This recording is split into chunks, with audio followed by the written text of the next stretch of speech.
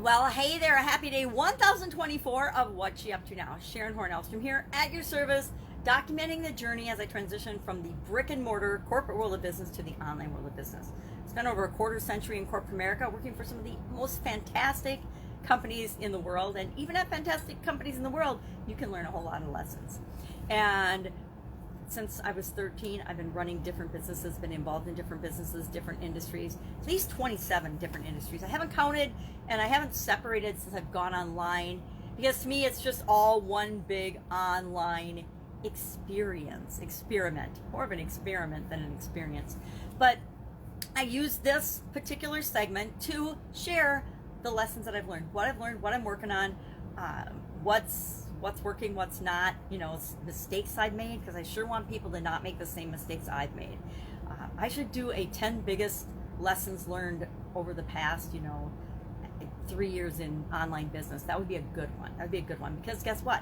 I still am very much aware of mistakes that I'm making, current mistakes that I'm making, and I hate to say am I doing them on purpose, but I'm actually doing them on purpose. Not for positive outcome, but just because for a lot of reasons, a lot of excuses I could make, I'm continuing to do things that I shouldn't do, but I know better, but I'm doing them anyway, and I'm doing them intentionally, which is weird to some people, but it's kind of like part of the grand experiment. So today, what am I doing? Talked about weird food again on the fun challenge. I don't know, I guess we're on a streak of weird food and weird meals, and today we're supposed to draw a weird meal. I haven't done that yet, but I'm sure I'll find something weird to draw. I don't know what it'll be yet. It'll be something weird, but it's a lot of weird meals and a lot of food I would not eat and do not eat. Unlike many people, I haven't learned to like and appreciate sushi. And I'll say yet, because, I'm open-minded. Maybe down the road I will find a way to appreciate sushi, because I know so many people that absolutely love it. One of my nephews was born in Japan with his parents in the military, and he absolutely, since he was could eat, has been loving and eating sushi, and he will go to a sushi restaurant and order and just get everything. It's crazy, but so I need to learn to appreciate it. But today was about weird food again, and that's fun. I find some fun things in weird food. Now, to me, I'd rather have sea salt caramels than any weird food any day, but it's up to each of us to decide what is good and what's not, what's weird, what's not for us. So that was a fun challenge today, a 365-day challenge to do one fun thing every day. And I have to admit, 2020 was the perfect year to look for something fun in every day, because some days this year have not felt particularly fun. Anybody else? Anybody? Had some really interesting days this year where you're like, yeah, I don't want to repeat that day. This was just one of those days I will put a big pass on. Actually, it's been a quiet year, I think, for most of us. I mean, volatile yet quiet in a lot of ways. For me, it's been quiet, and I feel like everybody's just kind of catching up with me, because for the last couple of years I've had to make massive changes in my lifestyle and how I do things and how things work for me from a personal standpoint. Doesn't mean I don't keep going and I don't keep figuring it out, because one of the things I believe that we always have to do is realize and believe that we can always figure it out. No matter what comes our way, there's always a way to respond and move our life in the direction we want it to go. No matter how hard or how big the obstacles, no matter what's happening, everything is always just temporary, and it's up to us to figure out how to make it not be permanent. So that was a fun challenge today. Supersize Your Business was about a shot in the arm, and it was very difficult for me to not get on the topic of vaccinations, because I just listened to a 10-part series with my daughter, who is pregnant, and her husband, due in February, and we were watching this whole series about vaccinations. And there's all kinds of people that have all kinds of opinions about vaccinations, and I was like, I always just did what my doctor told me to do for my kids. And now, as I'm watching this program, and I'm watching and learning and studying and researching and looking into things myself, I'm a little bit horrified. Not a little bit. I'm absolutely, totally horrified at what goes on in this particular industry.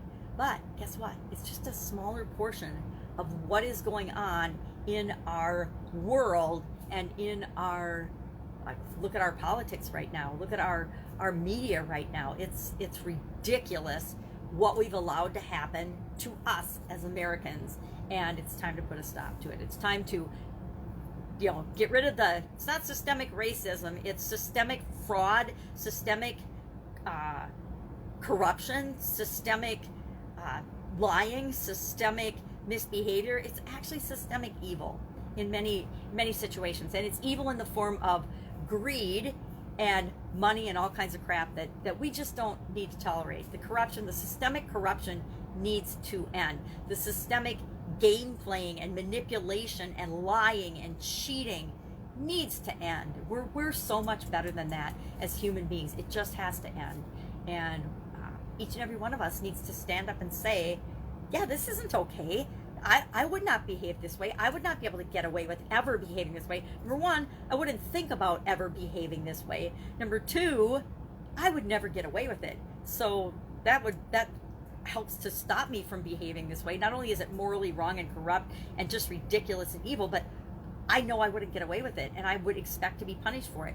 And the fact that people have been getting away with stuff for decades and not been punished for it and not caught and held accountable for it, and have been lying and cheating and harming other people to get what they want, to get ahead, to control other people, totally unacceptable, needs to stop. All right, off my soapbox, climbing off my soapbox now, having a sip of coffee, resetting.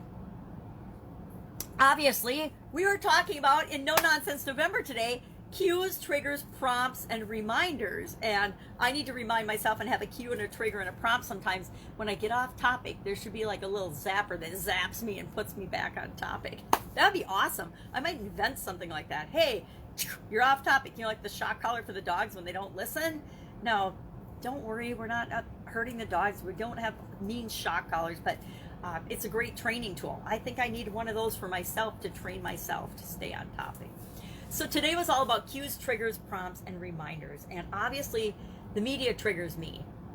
The media triggers me in a way, and I don't watch the media. I don't participate in any of mainstream media.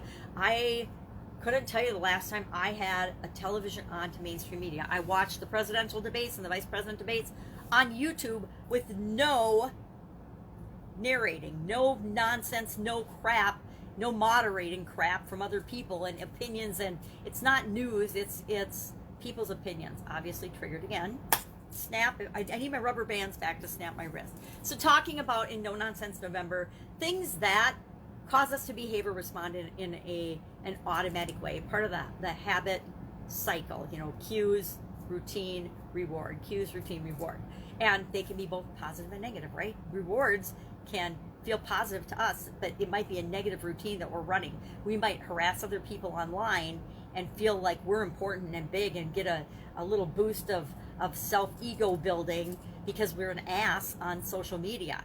And then we might get another cue or somebody posts something that we can argue with, and so then we're going to automatically respond to that in a negative way, which gives us another little boost of that. So anything can be positive or negative that we run around that loop, right? We're seeing a lot of that in social media.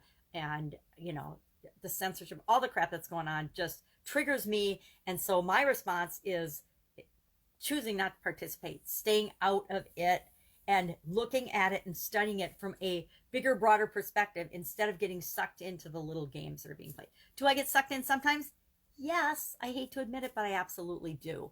And then I always regret it, right? I always regret when I share my opinion online about certain topics. Religion, politics are those two topics.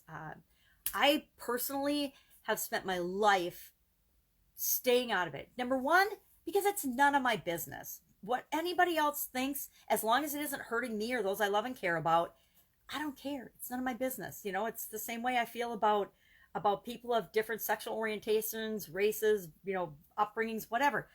Hey, you do you, I'll do me. And as long as you're not in my face or negatively impacting me or trying to harm me or hurt me or kill me or somebody I love and care about, I'm totally cool with that. Do no evil, do no harm. I wish more people would live that way. I still think treat everybody the way you want to be treated and you'll be fine.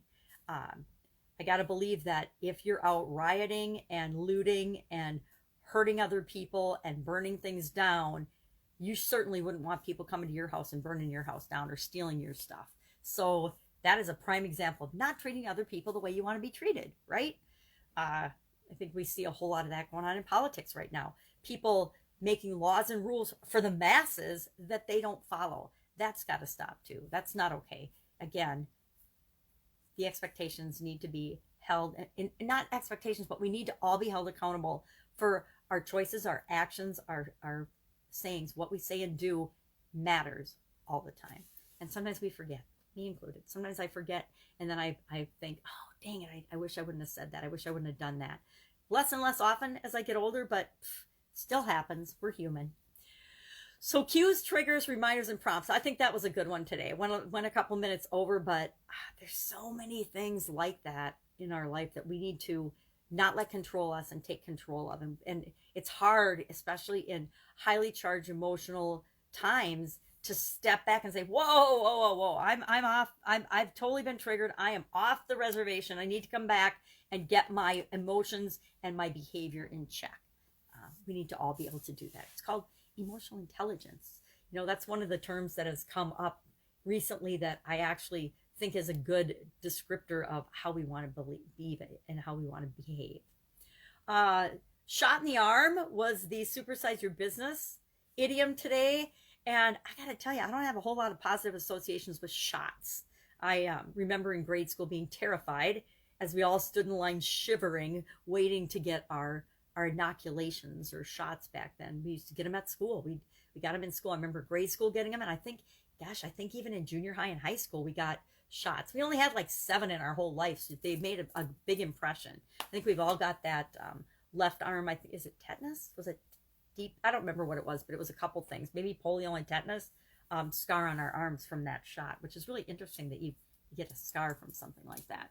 So to me, although shot in the arm can be considered a positive thing, to me, it's always had more negative connotations. But maybe the shots in the eye through my 20s and 30s and 40s kind of soured me on the idea of shots. Now, did it give me relief and make me feel better? Yeah, after I went to bed for half a day with a giant migraine, it gave me some relief and got rid of the inflammation in my eye. But boy, they were not pleasant.